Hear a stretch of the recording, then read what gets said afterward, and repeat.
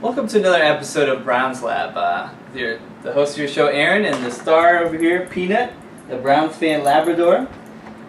All right, we're coming off a pretty rough loss this week. I was really kind of excited to see the Browns kind of come out in a good in a good win and everything, and really kind of get everything down. But we did not. It was rough. Couple of things that I'm going to kind of note about the loss was, one, we were winning in the fourth quarter again. Started the season, the first two games of the year, basically winning the fourth quarter and then ended up losing the game. So it was really tough to be winning at least halfway through the fourth quarter before we ended up losing. Another thing that was kind of rough was Colt McCoy looked a little rougher on the edges, which you got to expect. I mean, I know he played pretty well in the preseason and everything. But he looked a little suspect and everything. Another thing that he did good for the most part, but especially in the fourth quarter and when it started to get a little wet outside, he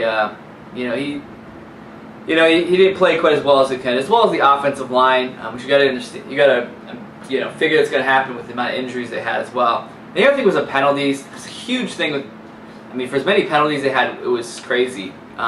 One thing I want to mention about the penalties, there's a couple penalties that were absolutely ridiculous. I was really disappointed to see some of the penalties where, number one, that one about it was considered was unnecessary reference or unsportsmanlike conduct by Pat Shurmur because he knocked over the ref, I guess. First of all, the refs get knocked over all the time in the NFL. It's probably like every other game at least. A ref gets knocked over by a player. That's part of being a ref in the NFL. And somehow, Pat Shurmur knocked over the ref. So either one of two things happened. Either one, he purposely tried to knock over that ref, and he should be suspended and suspended from the league for an entire year, and he should get major consequences because he purposely tried to hurt a ref and knock him down. Or number two, it was an accident. It was incidental contact.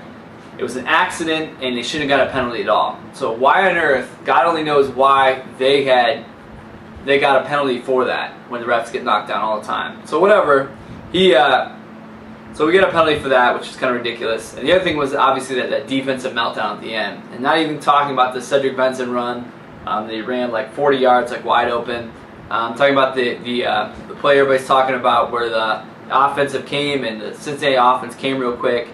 And why the defensive people were in the huddle and did a quick snap and got the play off and threw it to A.J. Green. A couple of things on that. Number one, there is absolutely no excuse for a team not to be ready not to be ready when the ball is snapped. I mean, it's ridiculous that there's 11 guys, none of them noticed that the Bengals were at the line. That's ridiculous. It's pretty disappointing. The other thing is that I've seen people try to quick snap the ball like that when they thought the defense weren't paying attention, and almost every single time that happens, someone gets us a false start penalty.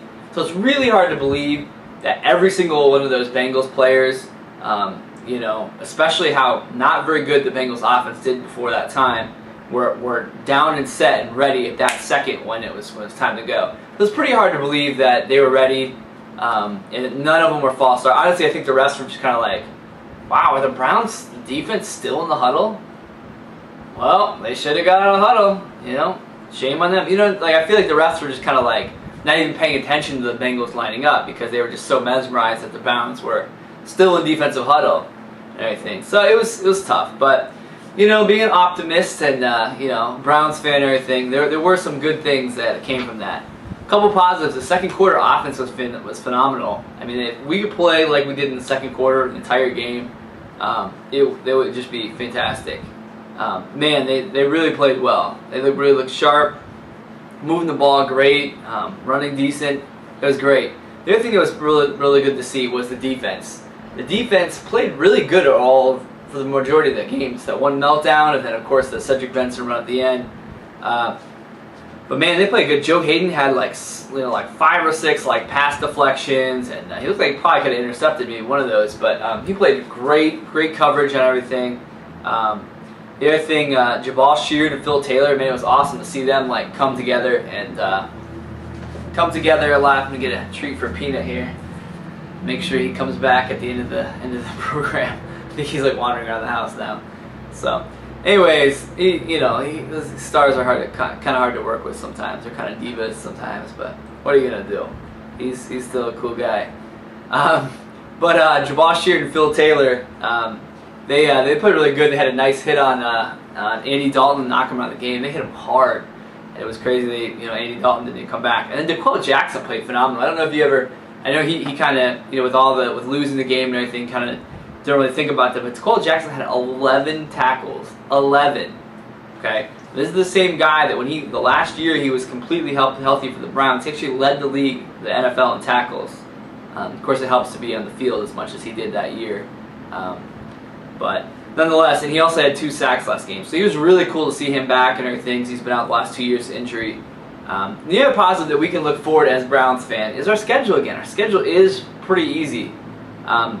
We do play the Titans down, or not the Titans, the Texans down the road. They look really good this year. That's probably going to be a tough game. And then, of course, the Ravens and Steelers at the end of the year we play twice.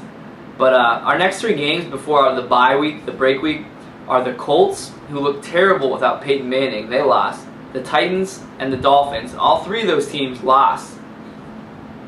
All 3 of those teams lost their game last week like we did. So, there's definitely some positives, and I think we really should be able to compete with some of those teams. And yes, it was pretty rough losing to the Bengals, but who knows? I think there's still some things to be optimistic about.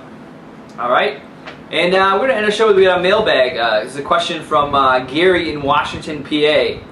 Okay, Gary says, "What team or teams other than the Browns are you looking forward to seeing this year?"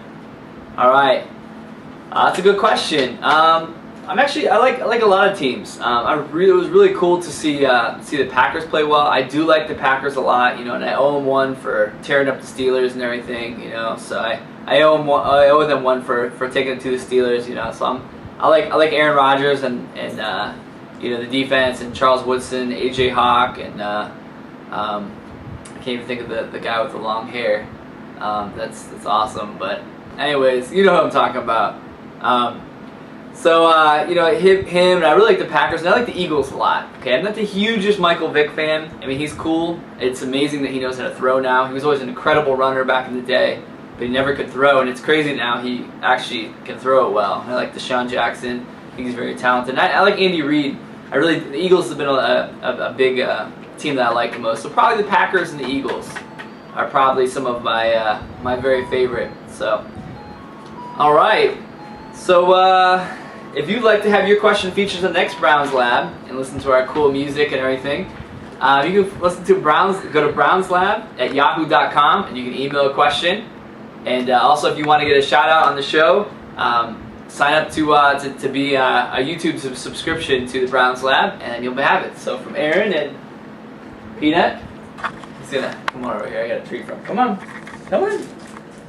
All right. So he said, "Come on." All right. It's from Peanut. We say goodnight, and hey, Browns, better luck next week. So, all right. Thank you.